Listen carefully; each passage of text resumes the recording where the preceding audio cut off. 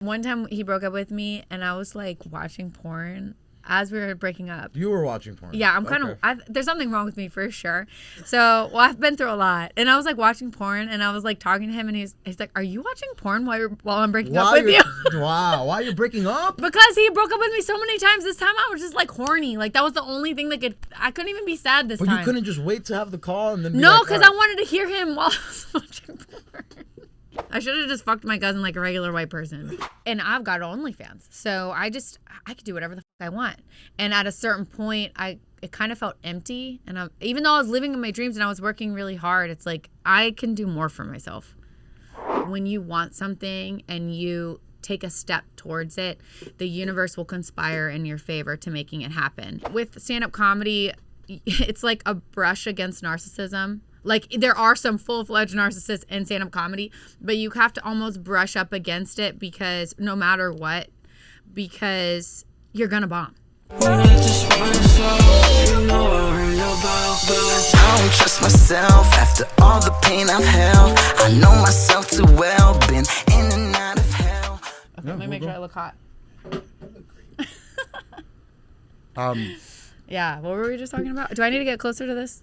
We're good. He'll coach us. He'll adjust us if necessary. Huh? You hear yourself good? Yeah, I hear myself good.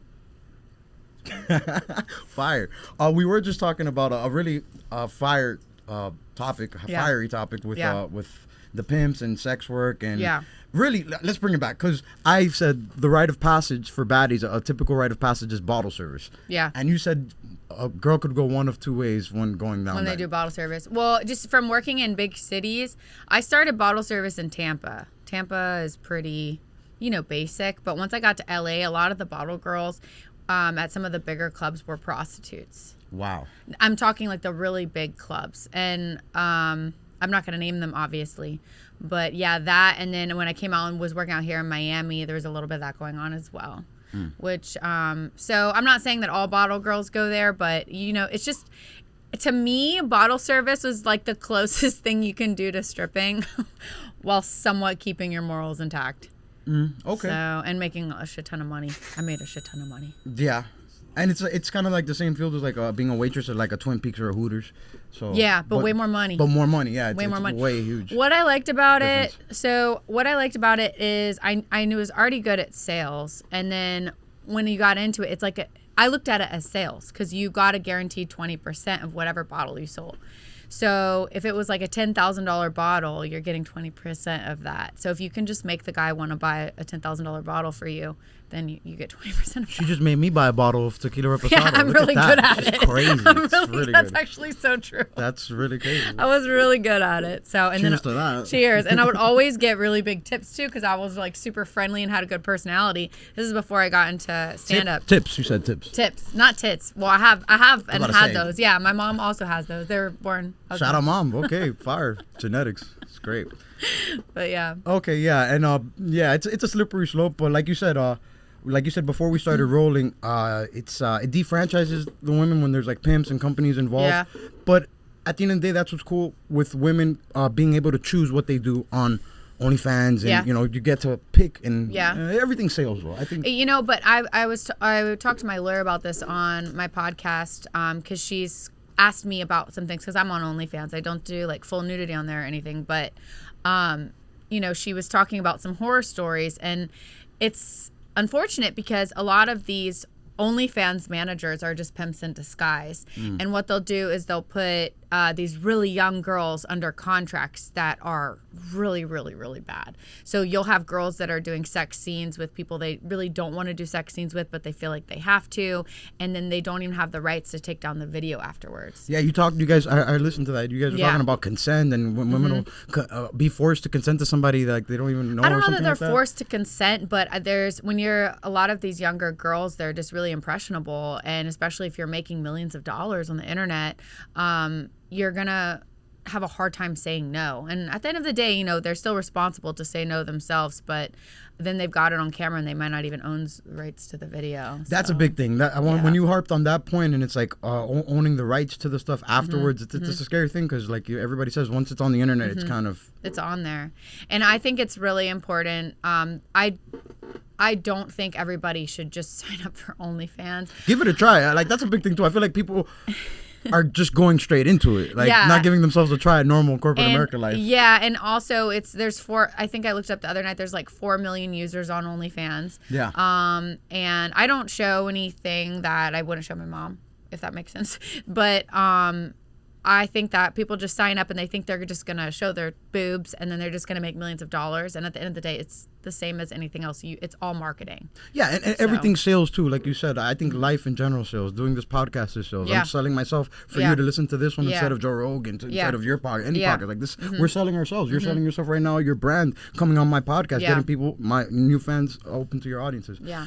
So I just want to kind of touch on that. I felt like that was a good conversation to just let go. But for sure. Here on the Aircast, we start with the important questions because the fans, the world, the Air Force, everybody wants to know. Okay. Why are English Bulldogs the best dog breed in the world? Wait, have you seen my For You page? I have not seen your For You page because it's for you, so technically. Okay, I sometimes post it. I'm going to put a screenshot right here. If you go to my For You page on Instagram, it's like all English Bulldogs.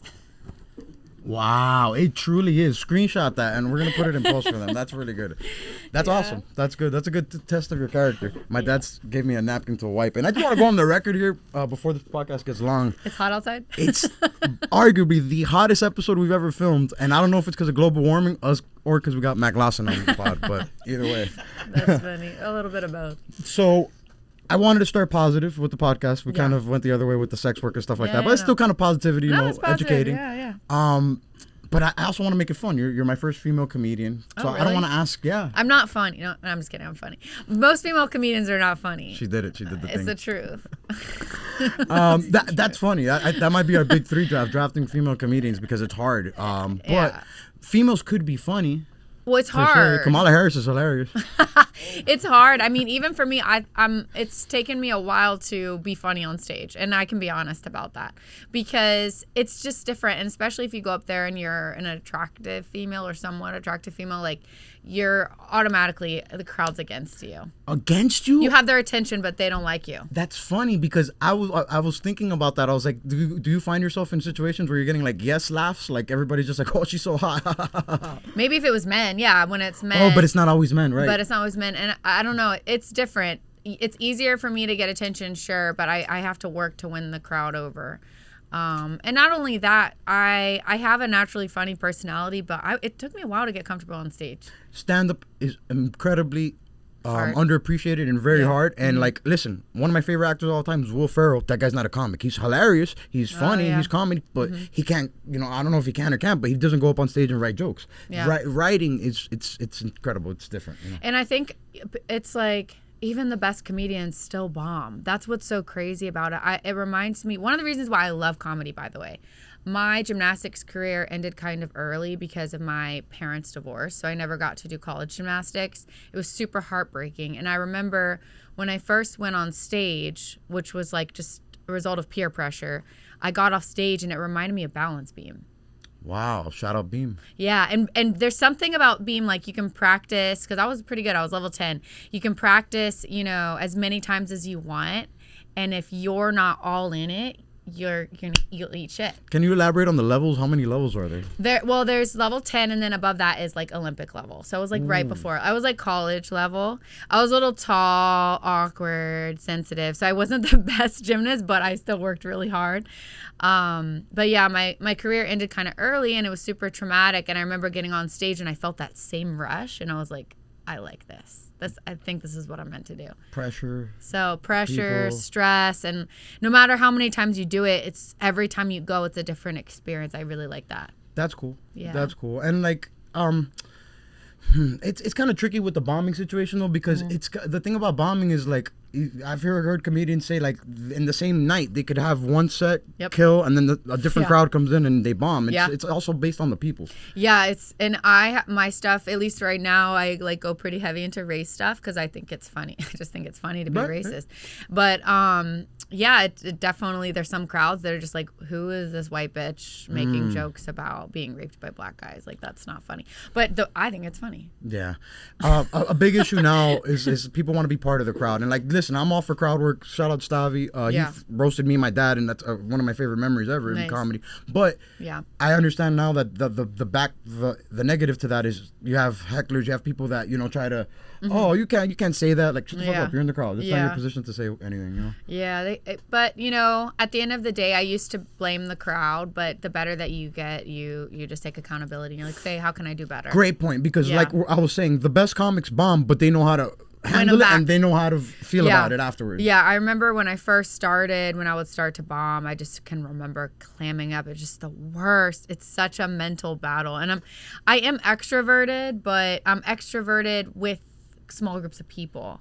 I'm not really somebody who likes to go on stage. So it's been a process for me to get the confidence when I would start to bomb to be like, it's okay. You need it though. You need to bomb to flesh out the jokes, to figure out how to hit it, to figure out the delivery, to figure out what beats. And I think with stand-up comedy, it's like a brush against narcissism. Like, there are some full-fledged narcissists in stand-up comedy, but you have to almost brush up against it because no matter what, because you're gonna bomb. And it takes somebody a little bit crazy to know that you're gonna bomb. I'm going to bomb again in my life for sure, and yet I'm going up on stage after this. So you have to. It's like have really high self-esteem and really low self-esteem at the same time, which is to me very close to narcissism. You have to be even keel. So you can't. I've suffered from that in life. I'm in sales with music, with the podcast now, and now at 30 years old, I'm starting to realize my highs can be so high, my lows can be so low. The issue with that is, you kind of stay at a set balance. But I still feel that's better for your overall health, and that's better for the craft. It's really humbling. It's oddly enough, it's actually helped my relationships too. It's helped me handle rejection a lot better. Hell yeah. And also the internet. The internet is really mean, but that has also, I guess kind of humbled me. I don't know. It's not real, but at the end of the day, it's like a broken mirror. Like, it does show you somewhat of a reflection, some type of shit of a piece of your personality. But it's we don't put ourselves out there. You can watch every episode of my podcast. You still don't know me, homie. Like, and that's something like with my last relationship that I was in. He was not dating the Mac that everybody knows because nobody really knows. He's lucky. He'll maybe brag about this as time goes on, but like he knows another side of me that people don't really get to see. Unless, a real deeper side, you mean? Yeah, just the real me. It's different. Like the only people that know the real me are my friends who have been in my life for a really long time. Not that who I am is not a part of me, but I've taken the outgoing parts of my personality and turn it into a persona. It's not really anything like what I'm really like. You're not just a stand-up comic. You're Mac Lawson, the human being. Right. You happen to do comedy. You happen to do all these other things. You happen to have a show. You happen to be a former bottle service model, future model, everything. Thank you. Yeah. But when I'm on, I'm on. So even like he would see me around my friends who know me from comedy, and he'd be like, "Why are you acting like that?" Like I will be like, because you're on, right? Because you're on, you're doing bits. I will be like making like sexual jokes. He's like, "You're a lady. Like, why are you talking? Do this with me. Oh my god, he got so mad. Sucks. This was actually the fight that ended our relationship. That's corny. Because he's like Cuban. I get it because Cubans are like really like. He's just very traditional. Yeah, no, and I liked that about him, but he couldn't wrap his mind around it. And he's like, "But that's so not ladylike, and you're a lady, and da da da da." And I'm like, I am a lady, but I'm a stand-up comedian, and I'm around my friends who know me from the entertainment industry, so I'm entertaining them. And you're in your 20s, and you're having fun, and you're a good-looking woman. Oh, thank you. I'm not in my 20s, but thank you. You're in your teens. So all my doctors that I've paid so much money to, good job. Right. Yeah. So tradition sucks because the thing is, life is not what we think a traditional marriage and relationship is. It's based off years ago when social media didn't exist, when the internet didn't exist, when all these things didn't exist. We could buy a house for $20. It's different. So it's like you have to like kind of shifted. Like, I literally just had this conversation with my friend yesterday. We went to a club, and he had this hopes of this girl he's been courting, and he got disappointed when the girl's throwing ass in the middle of the club and having a good time. And it's like, bro, that's what she is. She loves to be in the club. You thought that was going to change? Hopefully she was throwing it on her. Or on him, no, but she's throwing it out in the open in general. Okay. And it's like I told him, like, she's not throwing it on, like, dude, you can't be mad because she's just putting it on display. Like, that's part of the game. What, is he Cuban too? Nah, maybe. I'm not sure. You guys are different for real. Well, my ex, like, and we won't talk about him because I respect him enough to not talk about him so much. But I don't want to say anything negative about him because I do respect him even after the breakup. But he, at the beginning of the relationship, was like, I can't, like, afford to be your boyfriend. And I'm like, no, nobody can afford to be my boyfriend in this day and age. Like, there's a very small percentage of men who can actually be providers. Financially or emotionally? Well, both. Well, he found out both by the end of it. No, but I'm saying, no, financially. And he's like, no, a man is supposed to do this and this. I'm like, well, yeah, but it's, you're not. It's just not realistic in this economy. You can't make it about the money. If a man makes it about the money, then it's about the money. Don't get me wrong. Yes, financial freedom, you need that. You need to be taken. But if you make it only about that, like, oh, I can only provide for this girl if I could take her out, if I could buy her gifts, and then she's going to look at it that way because that's the reality you're portraying. I never looked at it that way, but, it's just, again, it's him, though, as it's the man. Him, but it's him. It's that traditional, like, machismo, culture, which is fine. I prefer it. I prefer to be ladylike, but it's just not possible. You can't do it in this state. It takes time to get to that point as a man.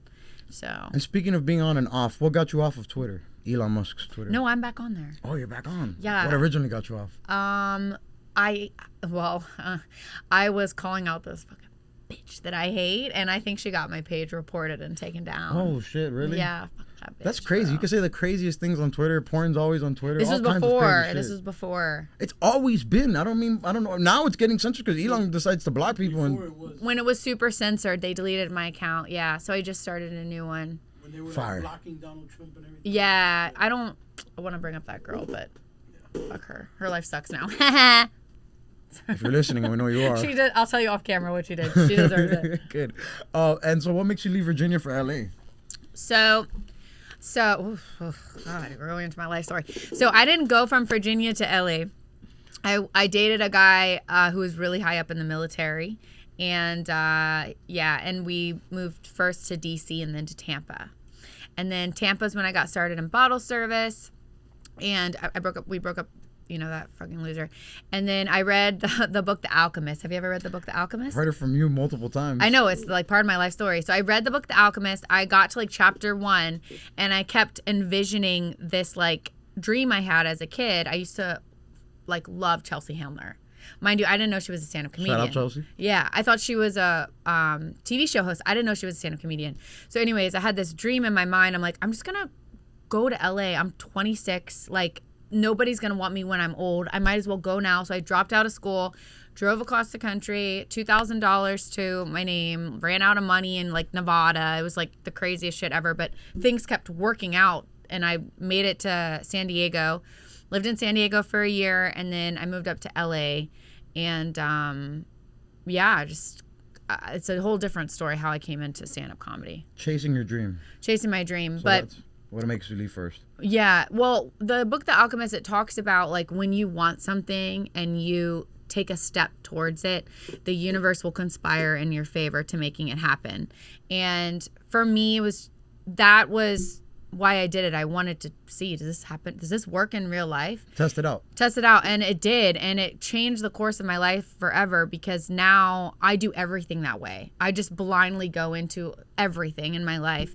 And it took like a huge leap of faith to get to that point because I don't have parents to rely on if I run out of money. I can't call my dad and say, can you send me some money? I'm stuck in the middle of Nevada. But shit just started working out where I got called randomly on the road to do this commercial and they cash after me right away, and I was like, dude, I just ran out of money, and now I've got $500. The OnlyFans commercial? No. Oh, no. That was like an early commercial. One. No, that was. No, it was a different one. It was for some app, and it was crazy. They were like, okay, we'll pay you now. Just get it in the next 2 weeks. And I'm like, dude, I have $0 in my bank account, and I've got $500. I can make it to San Diego. That's crazy. Stuff like that started happening. So, yeah, then I moved up to LA, and my story's so morbid, so I hate telling it, but I moved up to LA and I thought I wanted to be a director because I was so shy. So I was like, I want to be a writer director.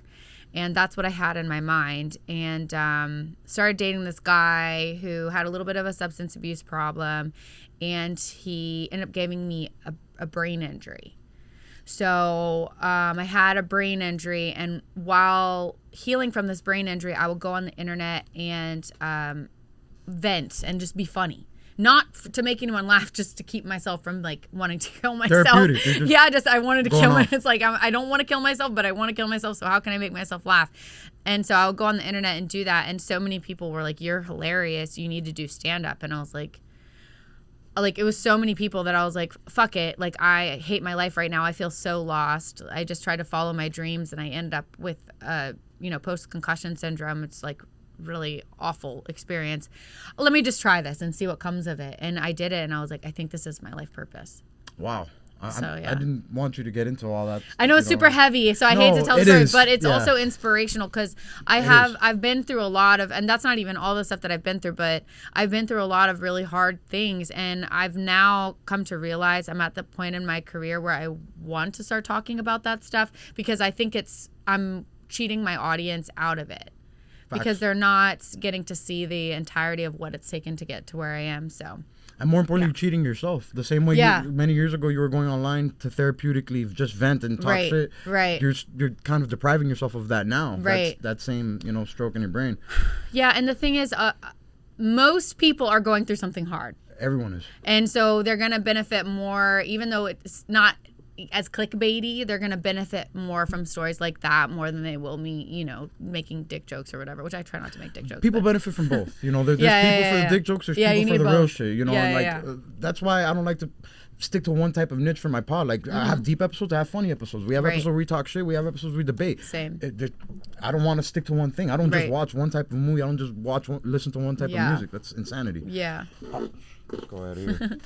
So I was gonna ask you the biggest takeaway from The Alchemist, but you kind of already said it. You get going, chasing your dreams. Yeah, I mean, I guess it's not even chasing your dreams because it's more about everybody has that thing, and most people live their lives never going after that thing. Trying. Yeah, and it's because they're afraid of what people might say. Like my mom wanted me, which I'm in school right now to be a lawyer. My mom wanted me to be a lawyer. What type of lawyer? Well, I just want to be a lawyer for General myself. law right now? Yeah, no, it's for like myself, for my own business. Cool. I don't even know that I'll practice it other than to just help myself. Awesome. But, my mom wanted me to be a lawyer, and I was a paralegal, and I started to go on that path. And then, when I read The Alchemist, I'm like, I'm doing this for everybody else. What is it that I want? For me. I want to live in LA. I've always wanted to live in LA. I've always wanted to be in the entertainment industry.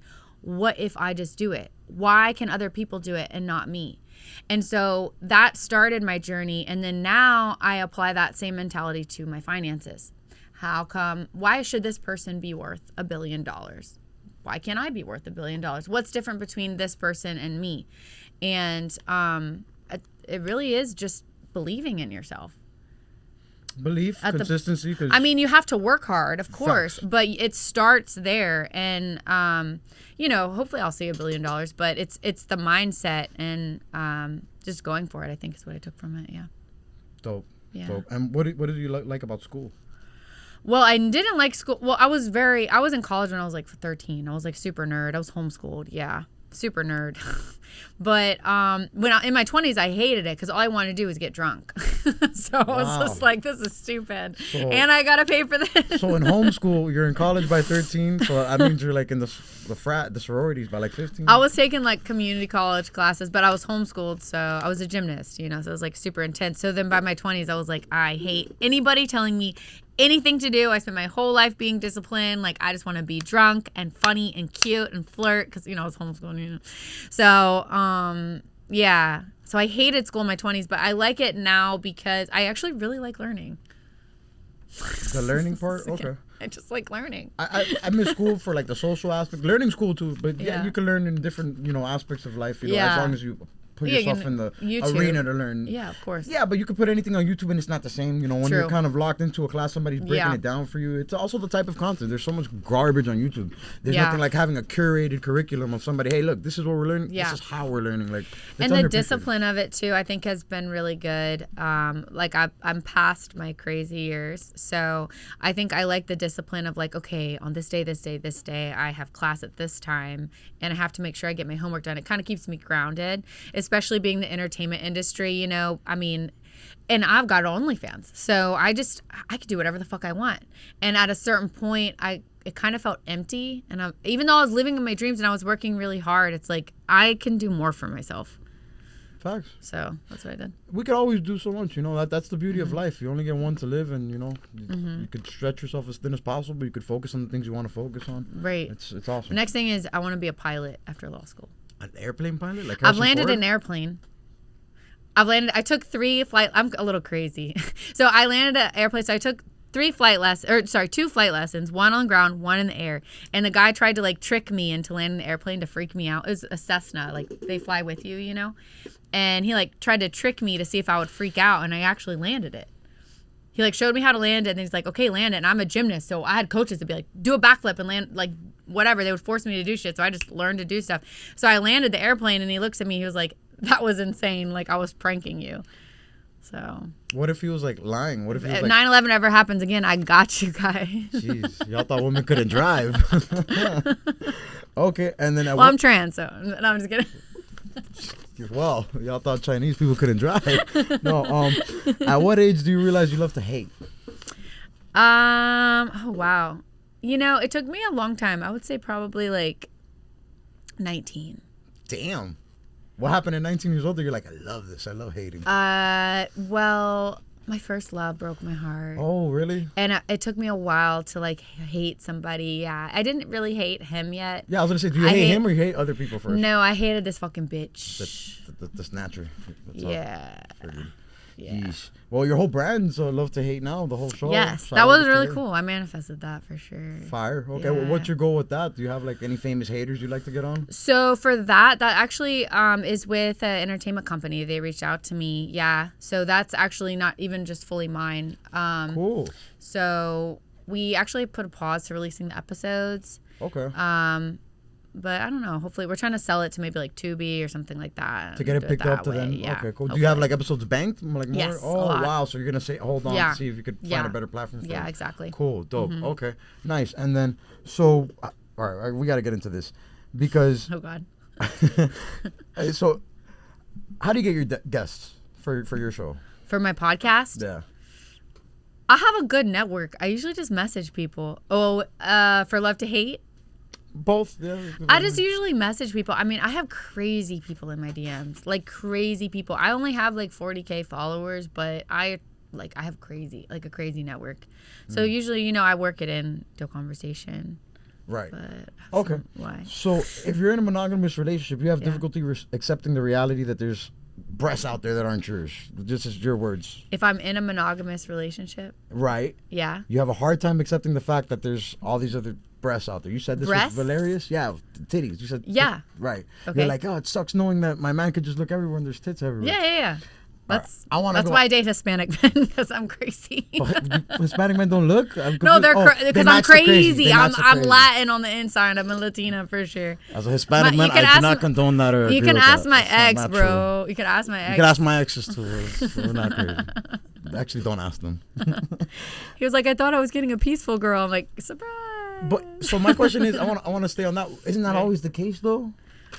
Well, yeah, but don't fucking look, bitch. Well, okay, if you're gonna look, I gotta know. You gotta be so obsessed with me that I don't care. But is it? You gotta be so obsessed with me that I'm like that. I know that you only like mine. How does he show that he's obsessed with you? Does he have to have like you tatted, like the Mac tatted on his forehead, like the Drake girl? I just gotta feel so obsessed. Like I gotta know that you're so obsessed with me that I don't even have time to be jealous. But that's a you thing. That's not fair to the guy if you're jealous.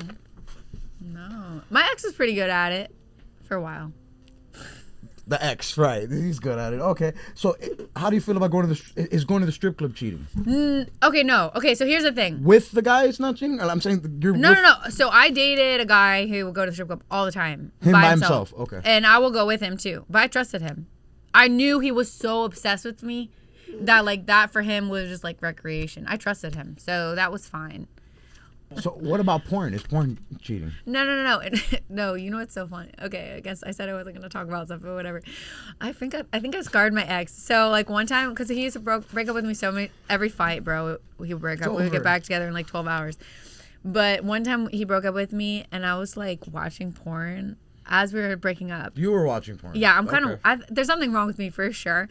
So, I've been through a lot, and I was like watching porn, and I was like talking to him, and he's like, "Are you watching porn while I'm breaking up with you?" Wow, why are you breaking up? Because he broke up with me so many times. This time I was just like horny. Like that was the only thing that I couldn't even be sad this time. But you couldn't just wait to have the call and then. No, because I wanted to hear him while I was watching porn.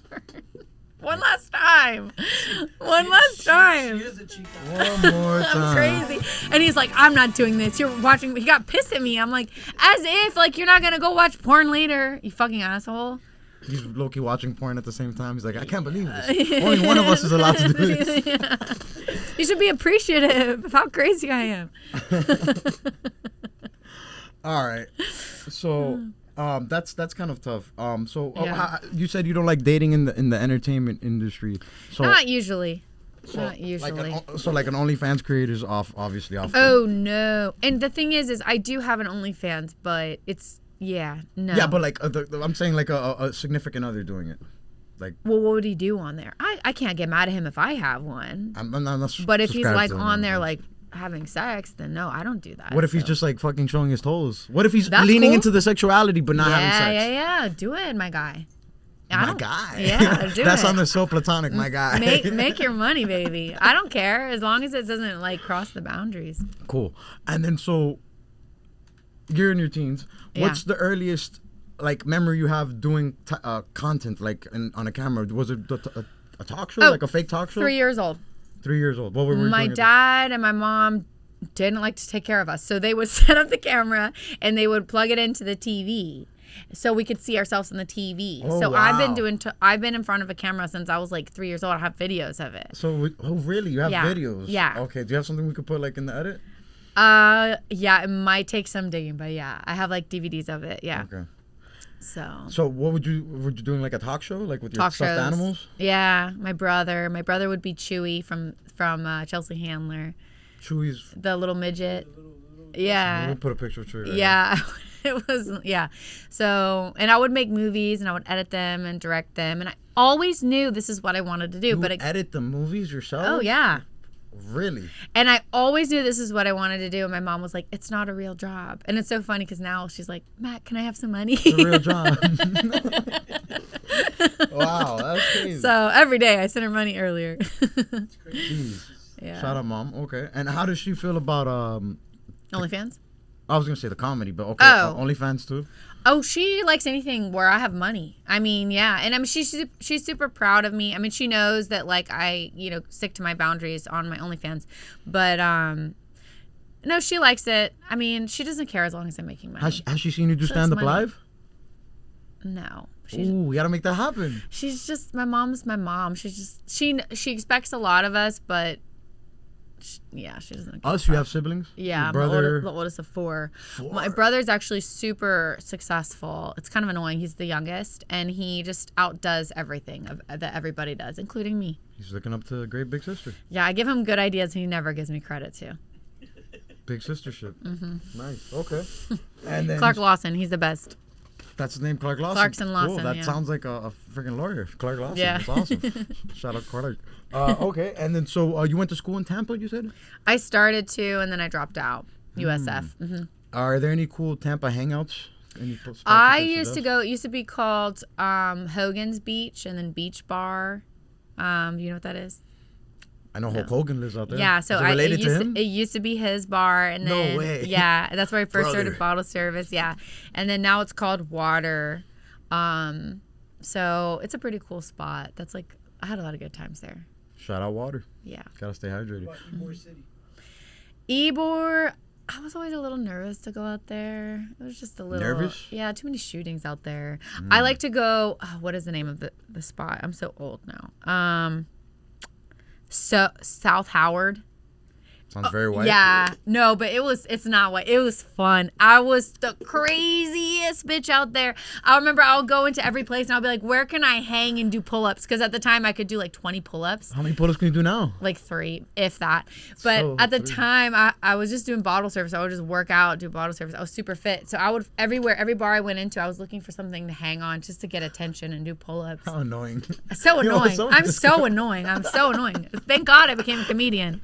Yeah, okay. That's what I'm saying. Yeah, it justifies the annoyingness a little bit. Yeah. Oh, she's a comedian. Oh, that makes sense. No, but before I just was annoying. That's the problem. Thank God for comedy. Jeez. Right. Are quickies overrated or underrated? Quickies? Yeah. Nah, if you're in love, it's whatever. In love quickies? In Jeez. love quickies. Wow. I'm just like, I don't like to have sex unless there's feelings. But with my ex, we would have sex like, if we were together, we'd have sex like 3 times a day. Gotta get those young boys. YNs. Okay. So, and then shout out the Quickies podcast with Valerius. Yeah. Well, so I do the quickie. That's for my OnlyFans TV. Nice. Yeah. OnlyFans TV. So Yeah. that's an extension of the content you're doing on there. Yeah, so OnlyFans TV, it's actually how I got on OnlyFans. They're trying to segue out of sex work. So they do it's like a regular TV. You can download it on your TV, like your actual TV. Yeah, a new platform. Like Different. Tubi. It's like Tubi. Dope. Yeah. Okay. Mm-hmm. Yeah. Cool. And then so let's see here. How did you become sad while vacationing in Saint-Tropez? Oh. Well, okay. Well, when I was in Saint-Tropez, it was so beautiful. Yeah, so I know that was so like when I was in Saint-Tropez. That's good. I wanted that. No, so okay, there's a couple different reasons why you become sad. So for August, not of last year, but the past 2 August, I traveled all across Europe by myself. And it was really amazing. I accomplished like so many of my bucket list items, and most of the time I was by myself. But at a certain point, you're like, I'm doing this by myself. And it starts to get kind of sad. But another thing that also makes you sad in Saint-Tropez is I was the most poor person there. Oh, really? Yeah, everyone there's financially. Unless like you're talking about like the bartender, yeah, financially. Unless you're talking about like the bartender and stuff like that. Everyone there has so much money, and I was just thinking to myself like, I need to become famous right now because I like couldn't get in places, and I'm like, this is not okay. Why can I not get in places? You know who I am? No, not even like that. It's just I'm a girl. You know how many pull-ups I could do? Yeah. No, I'm a girl, and I'm like, I have a good personality, so usually I just go to the front and like charm my way in. No, I couldn't do that. But yeah, and everything's just like everywhere you go, everything's so expensive. It's like a plastic bag is like $500. Like, why is that $500? Where's Saint-Tropez at? South of France. Saint-Tropez, I'm sorry. South of France. South of France. Yeah. Drop a picture right here on the map. All right, and then so have you ever cried from happiness? I think I heard you say that you only cry like from sadness. Crying is like only associated with sad and negativity. If I cry from happiness, clearly not. If you got to think about it, it's usually from gratitude. Like a gift, like no, like something happening in my life that is healing. Yeah. I cry sometimes when I look at my dogs. That's awesome. I fucking shrooms and dogs, terrible. I don't even need the shrooms. Like, so I'm like newly single. So obviously I was like a million fucking times in this podcast. But I have 3 dogs. So I have like one dog that sleeps right here, another dog that sleeps right here, and they're so fucking cute. And then I have my little dog Choppa that sleeps by my feet. And I'll wake up in the morning and they'll just be like doing this to me, and like I'll look at them and I'll just be like, I love you. And I will literally start to tear up because they're so cute. Right. So, yeah. Crying's awesome. I used to laugh at my dad when he used to cry all the time, and now as I'm getting older... No, that's good that you like to cry. Yeah, men need to cry, bro. It's fucking crazy. I've cried a bunch of times on this pod already. Good. Not this one, but... No, men need to cry. It's like, it's super important because people think that masculinity is not crying. It's not. It's that men are better at holding their emotions for a reason. Women are not as good at it. It's just a fact of life. But it doesn't mean that men shouldn't have emotions. You're just better at holding them.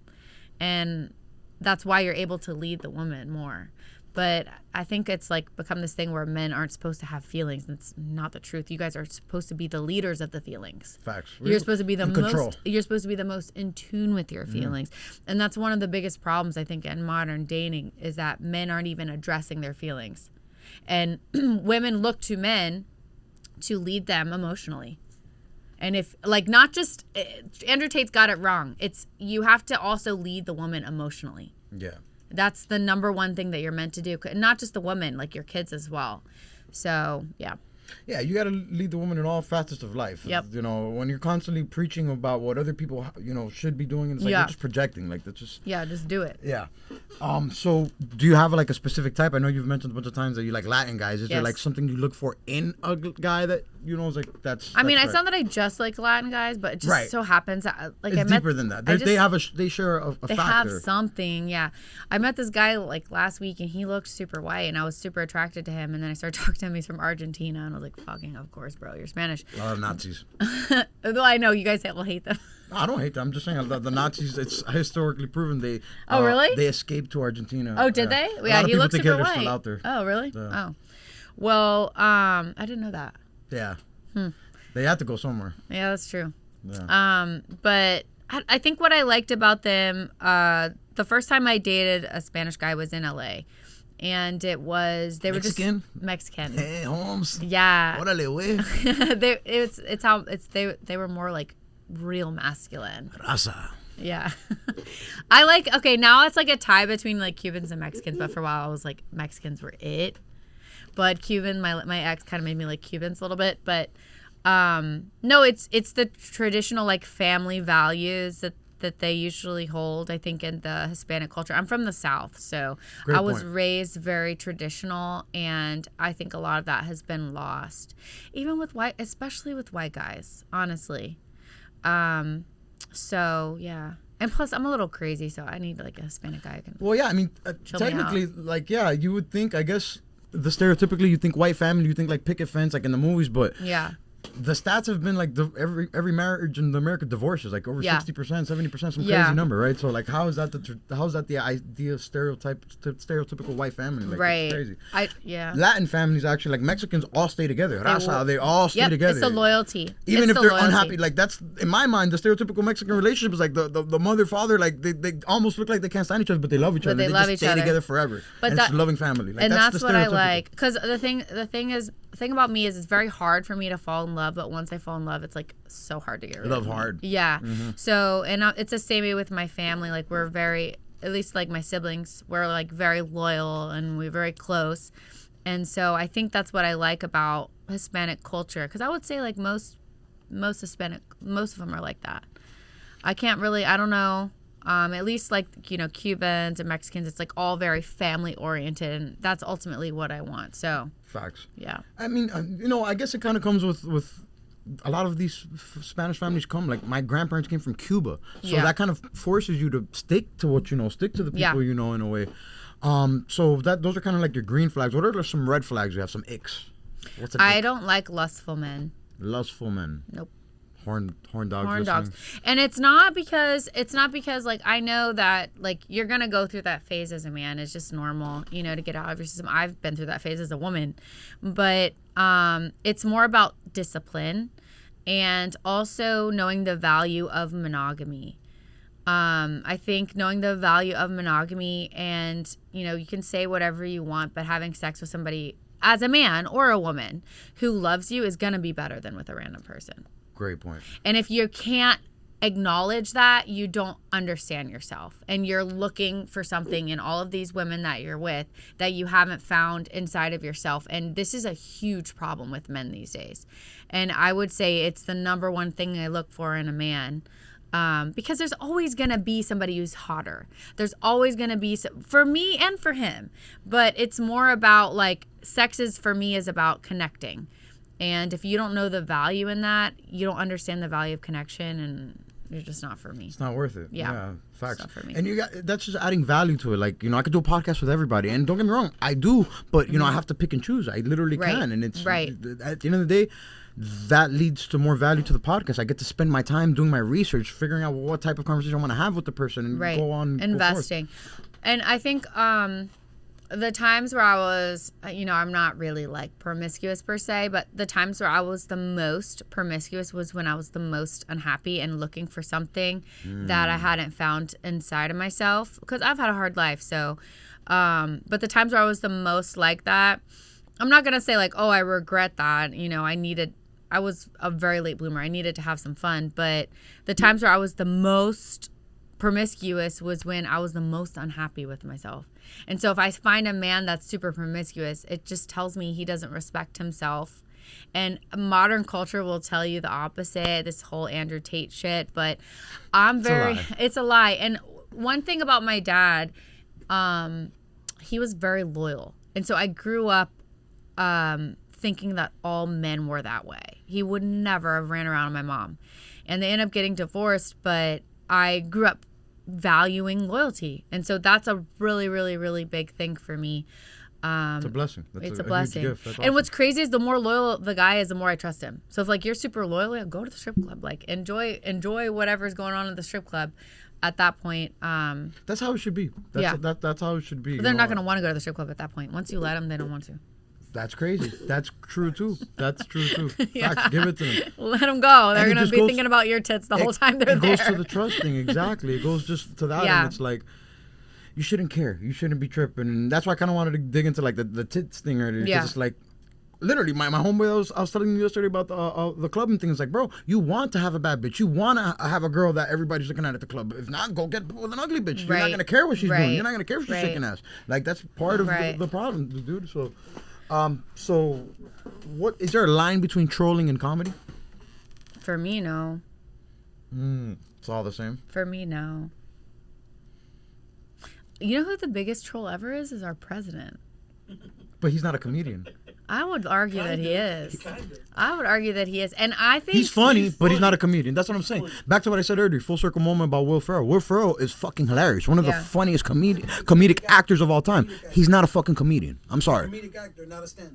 Right. This guy's a comedic president and he's not a stand-up, you know? Right. So. Yeah. I don't know. I like trolling. I love trolling too in a sense, but I heard Anthony Jeselnik, somebody I just recently learned you liked him. Yeah. I didn't know until today, but idol, he's dope. I just learned about him a few months ago. He's fucking awesome. But he made a great point about like Schultz and all these people that I fucked with them. I've seen Schultz live, but I'm not gonna lie. Now with comedians, Joe Rogan, Schultz, all these guys becoming very political. I don't watch their shows no more because they could get anybody on. The show somehow turns political, and I'm kind of doing it right now. True, yeah. But what I'm trying to say is Anthony Jeselnik had a great point. He's like, listen, you could troll. You could say black jokes. You could say the Puerto Rico joke. All that shit. That's fine. That's part of comedy. But when you're not really putting an effort and you're just trying to be a dick about it, that's not comedy. That's just you being a troll. And like, that's not what we do. That's not what I do. When I heard him put it in that sense, I was like, damn, that's fucking a great... It's a line. You got to draw a line because the dickheads on Twitter, the people... I'm a dickhead on Twitter, you know? It's part of the game. I'm not a comedian yet. You have to have a purpose.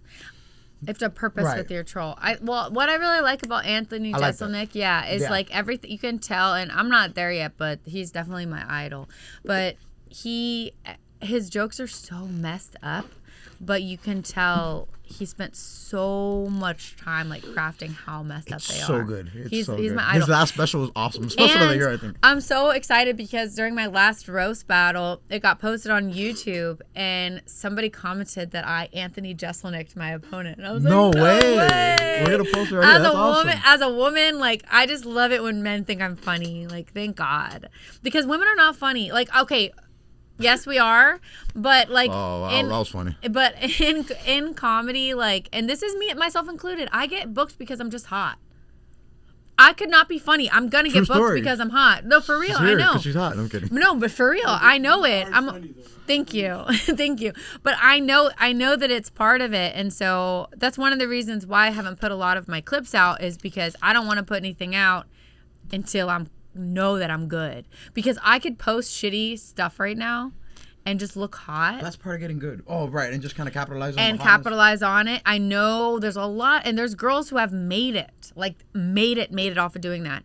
And for me, it's just not what I want. I would rather, be known as somebody who is really good, even if it takes longer for me to get where I want to go. So it's fire. Yeah. Okay. What's the key to picking a good filter on IG? I try to pick the filter that doesn't look like a filter.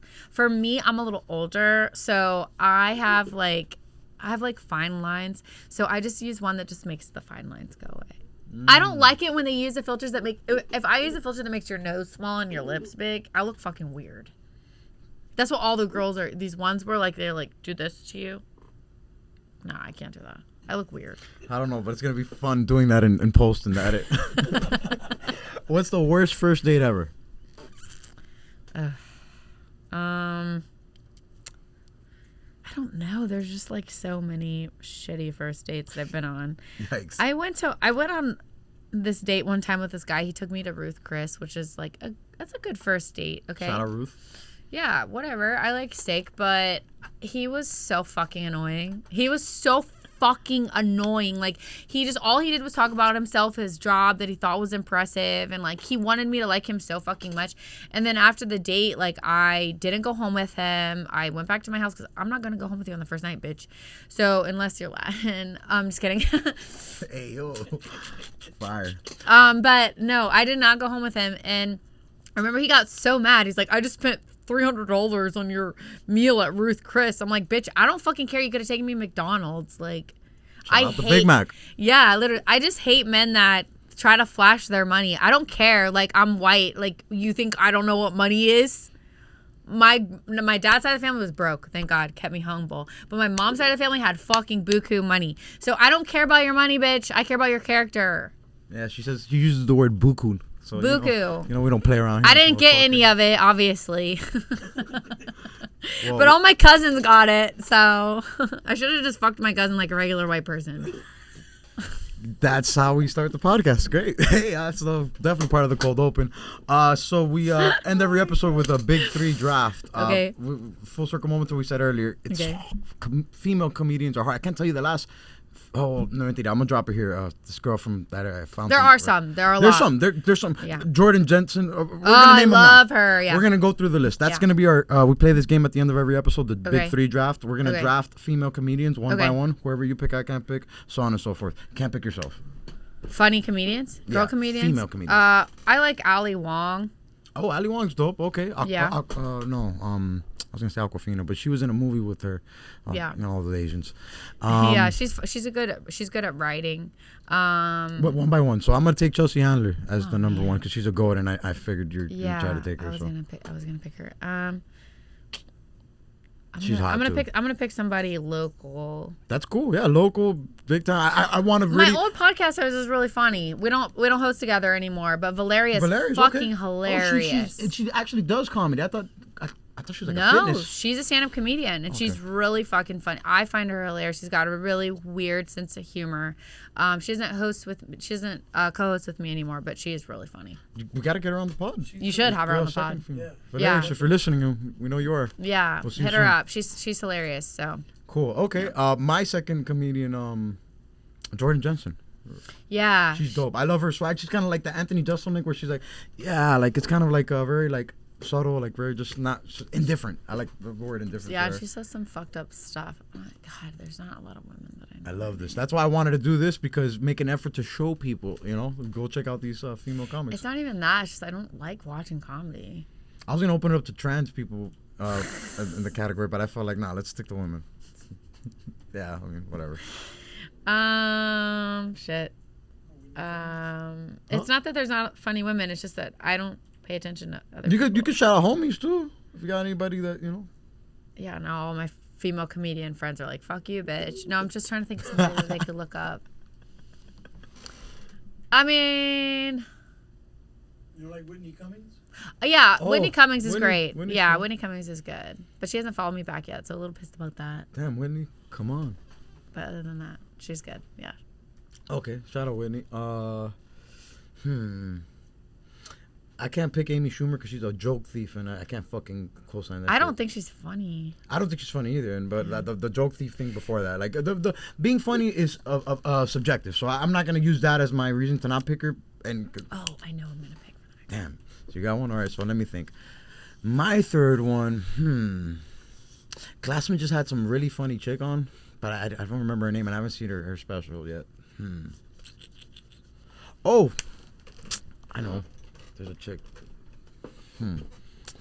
My third pick's gonna be Mac Lawson. Oh, hell yeah. Yeah. Nice. All right. I like it. I'm gonna pick my friend Ashley Casanova. Nice. That's a cool last name. She's fucking hilarious, and we write together, and she deserves way more attention than she gets. She's just not good enough at the social media stuff. She's fucking hilarious. She's gonna be so famous. That's another one we need on the pod. This is great. She's for in social media LA. shit. She's in LA. I'll go to LA. Okay, yeah, hell yeah. She's fucking great. She's one of my first like writing partners in comedy, and she's good. Ashley, we're coming. Ashley Casanova, yeah. And we end the episode with a message for our people. So, what should it be? Whatever you want it to be. What are your followers, or like who watches? Like, what are they like? All kinds of shit, weird shit. Are they men or women? Both. Some trans too. Well, that's nice. Bays, you allow he's, them she, in here? theys. I'm just kidding. I love everybody. This is the Aircast, guys. This is open doors, guys. Love everybody. Is there a lot of Cubans? I hope so. Shout out my Cuban people, but There's a lot of Cubans? the Cubans probably watch this like, oh, ¿qué estás diciendo esto, gringo, Well, brother? listen, if you're a Cuban guy, shoot your shot. Fire. But before you do that, I want to know what you and your therapist have been talking about lately. Oh, wait, hold on. You think Cubans go to therapy? That's my point. They need to. Yeah. If my ex had been to therapy, we would still be together. So I This want whole time. Just This yeah. whole time. Female comedy right here. A good one. So before you shoot your shot, I want to know what you and your therapist have been talking about recently. Okay. Yeah. Yeah. And Habla Espanol. oh, hell no. You can never do that again. We'll see you guys next week. Peace. That's gonna be a good one. Yeah, that was There's a lot of clips there. Your longest podcast for sure ever, right? Till I broke about my shell. Then and when and broke, that's